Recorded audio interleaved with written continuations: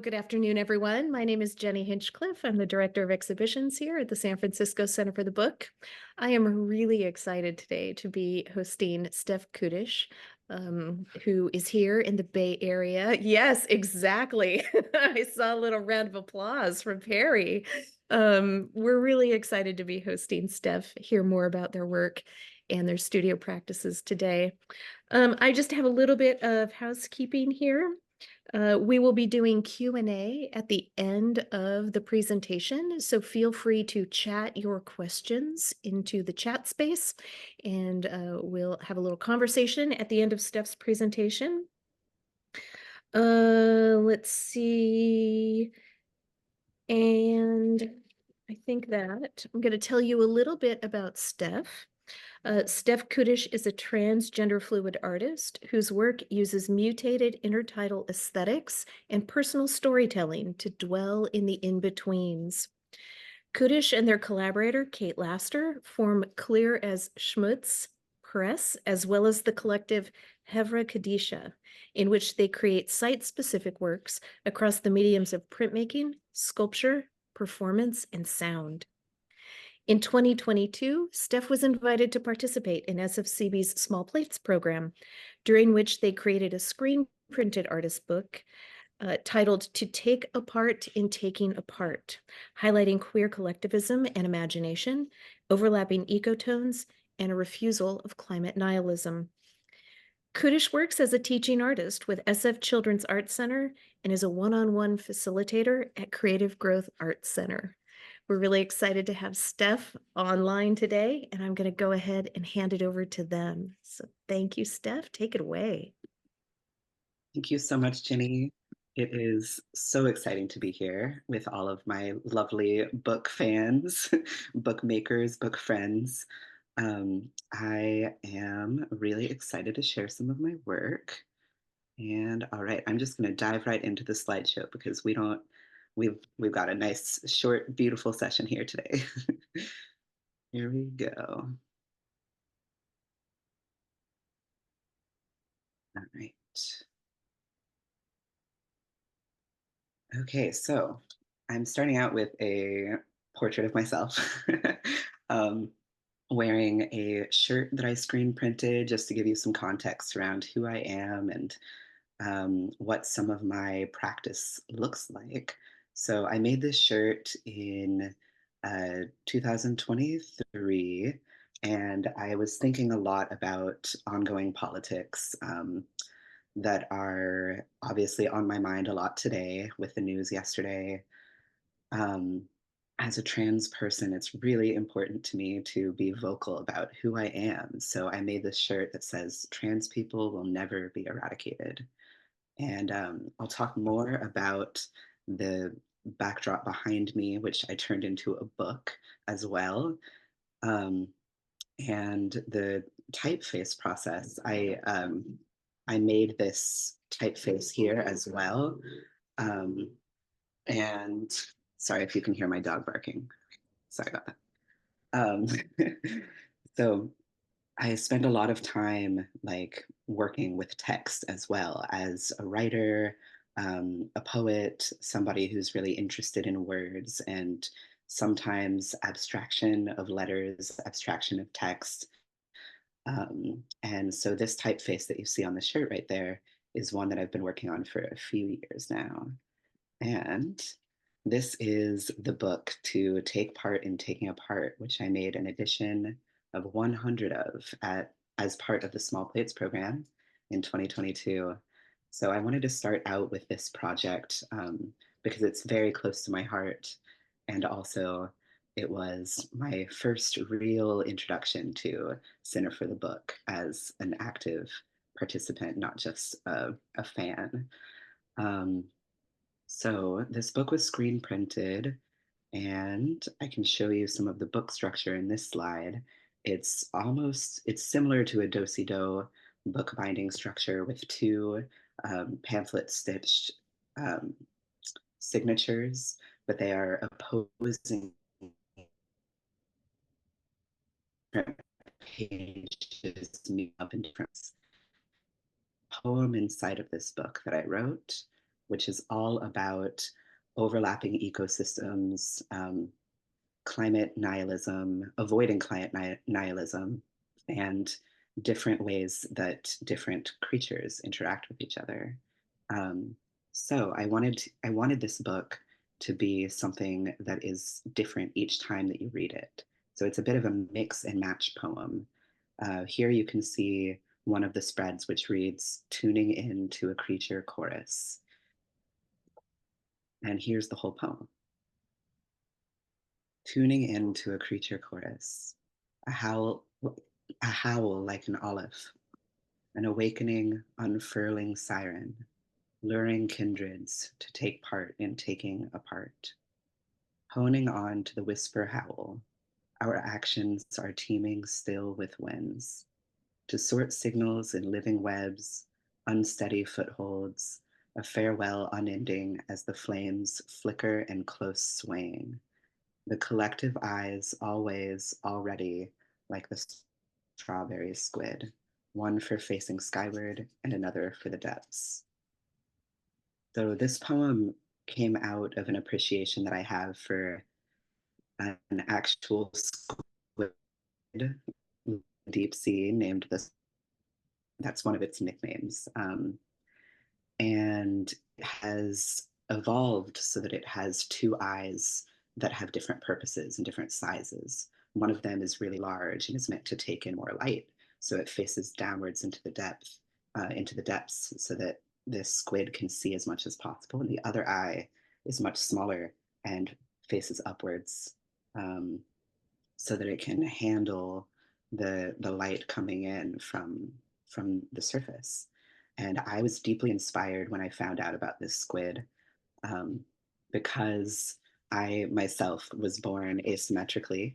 I was born deaf in one ear, and for a lot of my life, I've really wanted to think about asymmetry as a strength, as an adaptation, as a way of kind of refusing and uh, being in communication with ideas of perfection, which I believe is, kind of a myth. So this is how this project began.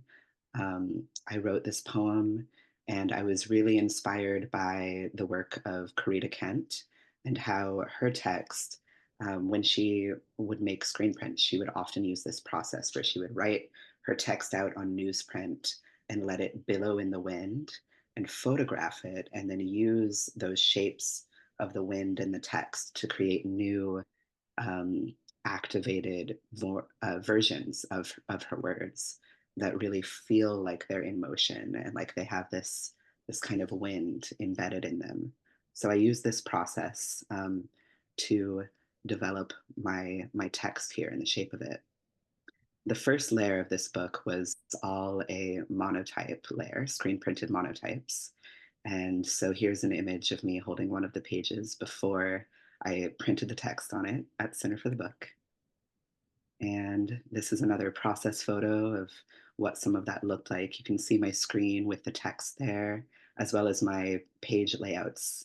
Um, some of them don't make quite as much sense because they were intended to be folded right into the signatures, but you can see there are, there's one of the centerfolds right here, a farewell unending as the flames flicker in close swaying.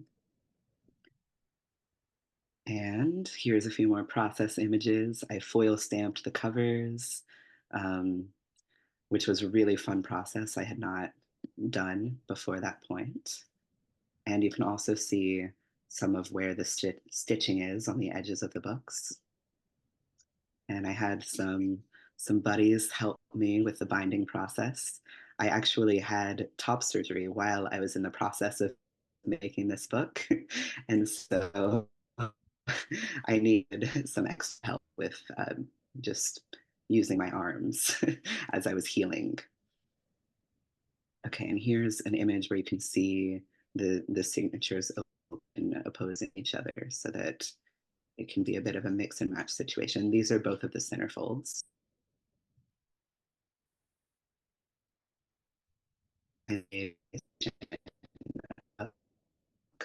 wanted to show y'all to make iterations of my work, to reiterate and see how a different time, a different medium, or a different method can change an idea. So I printed the same text, the same scale, the same method, but with a cyanotype process instead of screen print process. And there is a little bit of monotyping in there as well. So this is what the cyanotype version looks like. And this was the second publication that I made with Kate Laster as Clear as Schmutz Press. We collaborate a lot. And oh, I also wanted to note that the binding structure was inspired by Annegret Frauenlob, who many of you might know, another amazing bookbinder, bookmaker. And all right, moving on to another project. This one is a ceramic book that I made. Um, and I wanted to talk about this one because it really was an exploration of what a book can be, right? How many pages does a book require in order to be a book? Can it be a rock? Can it be ceramic? Can it be bound by a door hinge? I think so. So I made this book called There is a Line That People Use to Separate the Land from the Sea, but it never lines up. And that is also the only text in written English in this book. There's also American Sign Language, finger spelling SEA. So it represents the sea on that cyanotype page there. So this book really just has 3 pages. There's the 2 ceramic pages, and then the cyanotype on silk page as well. And this was really inspired by oyster shells. When I made this book, I was thinking a lot about the tides and how it's this perceived boundary, right, of something that is supposedly there's a line where the land becomes land or the sea becomes sea, but it's always nebulous. It's really hard to actually pin that down, right? Where is that line? And for me, this feels like a metaphor for communication and just human interaction in general, how we communicate and the things that flutter around with language, the things that transmit, the things that don't transmit. And so this piece was really about that. And here's a few processed photos. So I used this typeface that I've been working on, and I carved it into the clay, actually using printmaking tools. I used relief tools to carve it once my clay was leather hard. And I made holes for the hinge to later be added as my binding process and underglaze as well. So here's what it looked like right before it went into the kiln and right after it came out of the kiln. And there's a GIF here where you can see the silk page turning. I really enjoy that the silk is semi-transparent, so you can also read the text through the silk, though it does obscure it. And that is part of the fluttering communication um, aspect of this work.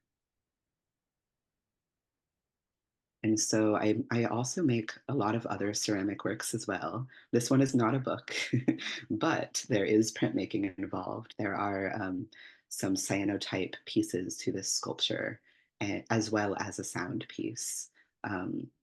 And so this piece is called My Material Makes Me Up. I installed it in an abandoned lot in West Oakland as a part of an experimental art show.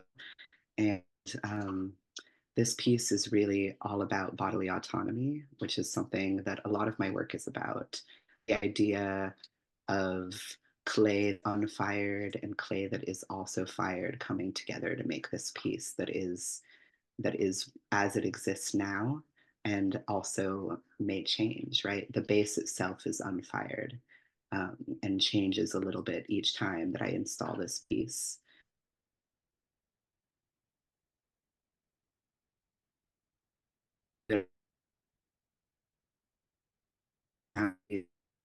I put from recording my voice throughout the first year of being on testosterone and the kind of changes that my voice went through.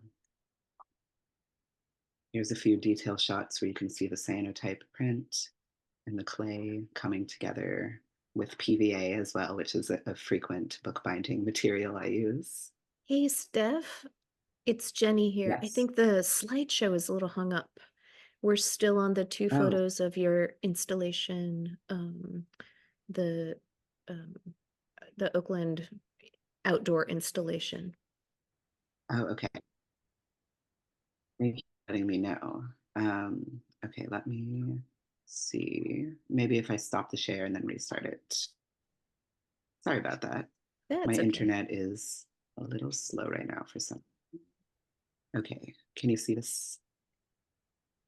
Not quite yet. There we go.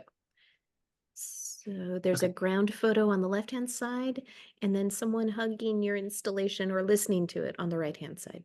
Yes, yes. So I had speakers right inside of the sculpture itself that were emitting my sound piece.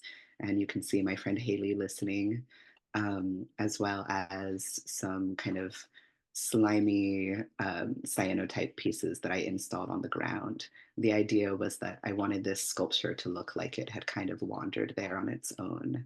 And so that's a trail of where it came from. And okay, moving on to another project.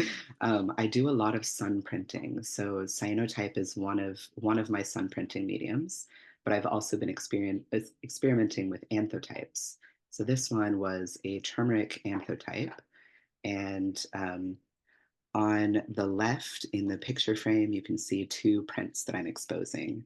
They're there are some stencils that I have used for screen prints, as well as this zine, a single page zine that I will show you more of in just a moment. So I love doing these long exposures. The turmeric anthotype process takes around 2 or so hours to expose each one. So it's quite a bit slower than my cyanotype process. I usually spend maybe 8 minutes or so exposing a cyanotype. Um, and it creates a positive print instead of a negative print as well, which I think is really interesting. The sun kind of bleaches all of the turmeric solution that is exposed to it, and then whatever is blocked by my stencil remains kind of this darker, rich, like honey gold color. And so here's another shot of what that zine looks like. And this is also another iteration. So the poem in that zine began as an artist book, a single, only one that I ever made when I was in grad school at SFAI um, back in 2019. And so this book was called Tim Tim, and it contained the same poem that you just saw, but in a very different iteration. It was handwritten. There was some screen printing involved. You can see a screen printed kelp stencil there. And I was experimenting with some different paper textures and shapes at the time. And here's the newest iteration of the very same poem. So I, as I said, love to iterate. This one is a risograph version that was printed by my friend Nagash from Butthole Press, based in San Francisco. And um, I really love the way that he helped translate my turmeric print into risograph. So it has an echo of a similar color palette, but you can really see those nice riso textures if you get up close.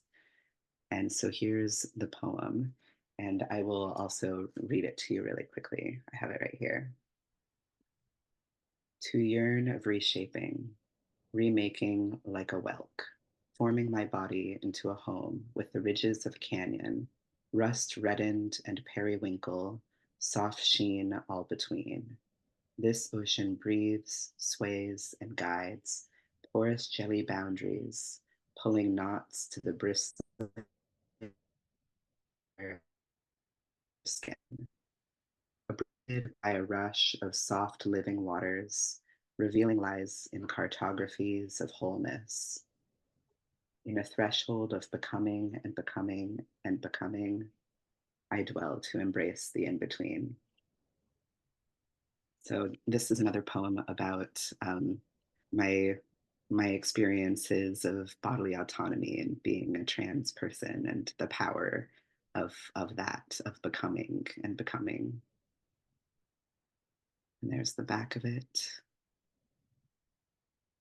So I do a lot of collaboration in my art practice.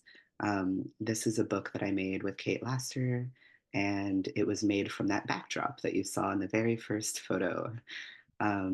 So Kate made this amazing spray painted backdrop that was used as a photo shoot backdrop to celebrate my top surgery. And then we took some photos. Here's me with my mom.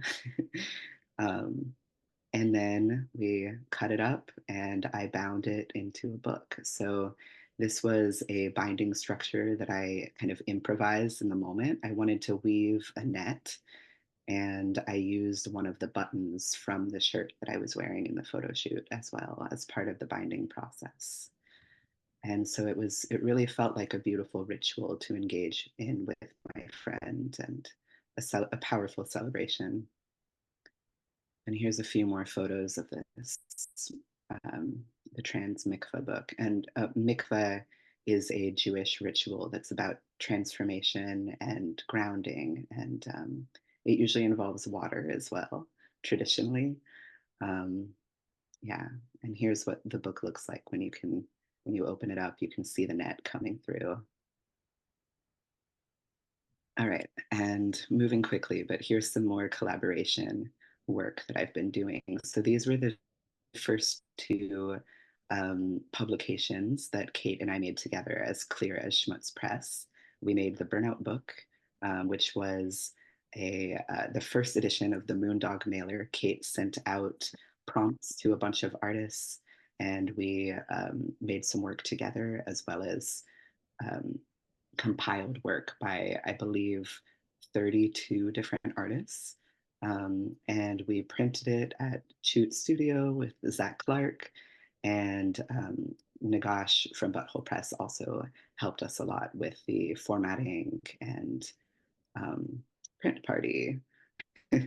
Here we are doing some collating and folding, and there's a spread where you can see what the original questions looked like that we wrote together. And Kate made this beautiful drawing in paper cut introducing it.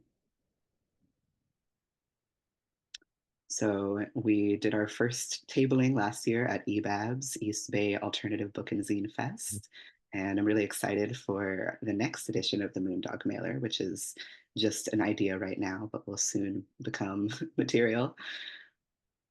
And now I'm just sharing a few things about kind of what I'm doing right now. So I've been really engaged with my poetry practice in a way that is somewhat new to me.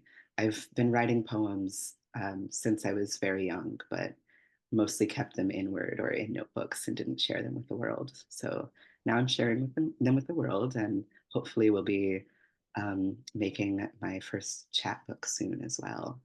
But yeah. And I also work at Creative Growth Art Center in Oakland, and I made the logo for our union. We just unionized, and we printed a bunch of T-shirts, so screen printing related. um, and some of you might know Art Hazelwood, who I met at SFAI where I was a student, and he helped us print. He was very generous with his studio and time.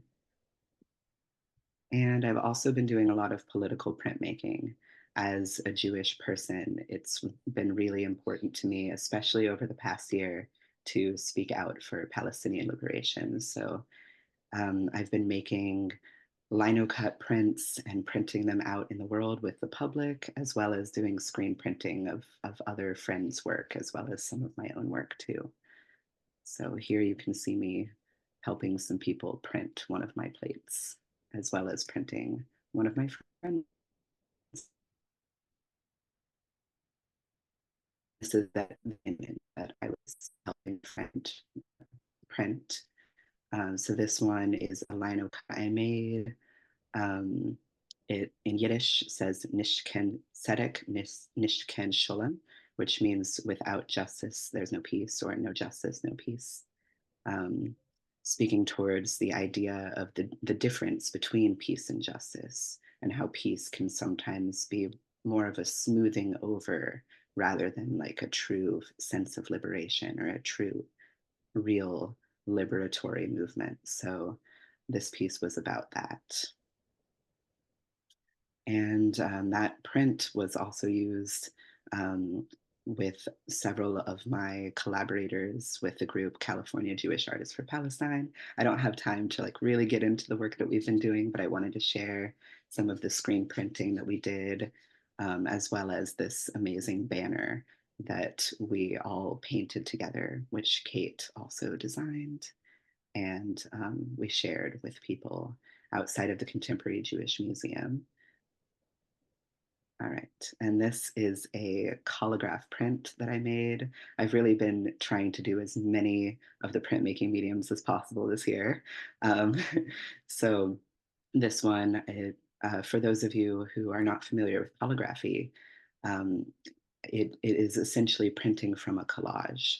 So I made a collaged plate here using cardstock and ribbon, and then printed from it using a hand printing relief process. And that is the last image of my slideshow. So I wanted to end there because this is really timely. This is kind of where I've been at recently, what I've been spending a lot of time doing, some organizing with Jewish Voice for Peace, as well as California Jewish Artists for Palestine. So yeah, I would love to answer questions. I know I might have run over a little bit. Sorry about that. Oh no, we're right on time. Okay. And so I'll invite people to add their questions to the chat and we'll do a little Q&A, but I can start off with something if you don't mind, Steph. I was just reminded of how materials based and how just sort of rich each of your pieces are. And I was curious to know when you are sort of thinking about a new project or working on a new idea, how do you sort of determine the right materials for the project? Like, it's a chicken and egg question, right? Which comes first? But can you talk a little bit about that? Yes, definitely. Thank you for that question. I usually am an ideas first kind of maker. I always have a sketchbook and am writing things down, sketching things. So I guess it does exist on the sketchbook before it tends to exist in other mediums. Um, but I got my MFA from SFAI. One of the reasons why I went there was because of its interdisciplinary program at the time, and how I really enjoy making in that way of working across mediums. Um, I guess a lot of my work, I tend to do a lot of writing, journaling, um, editing of my ideas before they ever leave my sketchbook. So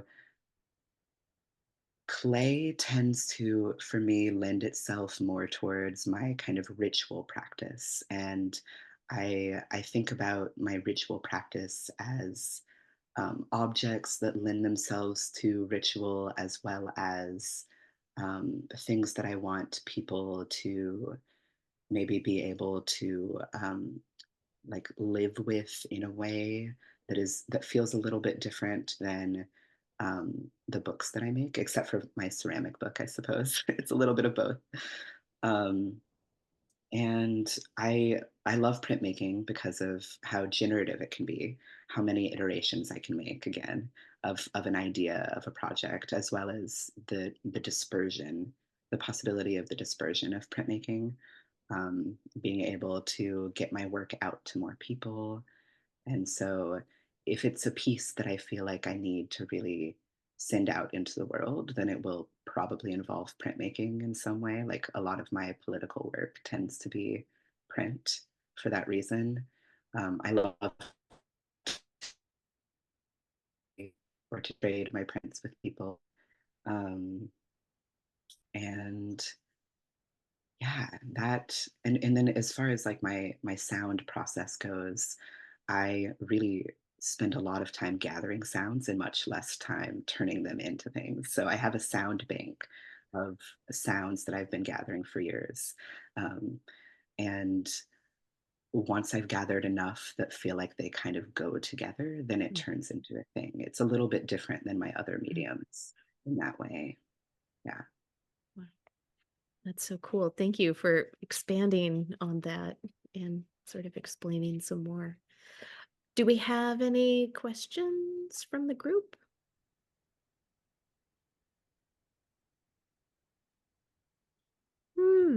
No, I guess not. Um, I mean, we're right at 102, so it seems like that's a really good place. It's a nice note to end on.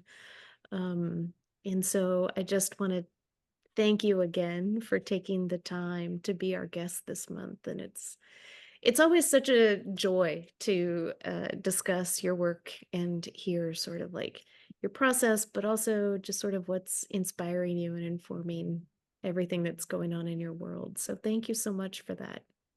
Thank you so much. It's Yeah, really for a joy to sure. get to share my work with all of you. And Oh, it's I so needed this good. after yesterday. So just sending an internet hug to everybody Yeah, here as well. yeah, for sure. Big group hug in this room. All right. Thank you, everyone, for joining us. And what I will say is that we run our From the Bench series monthly. So next month, we will have fine design binder Erin Fletcher with us. And I believe she is from Austin, Texas. So you can come on by. She will be here in December, again, first Thursday, I believe, and registration is live on our website for that if you want to sign up. So thank you again, everyone, for taking time out of your busy schedule, especially Steph. And we're thrilled to see you online. So thank you so much. Thanks, everyone. All those hearts. All right. Thank you. Bye, everyone.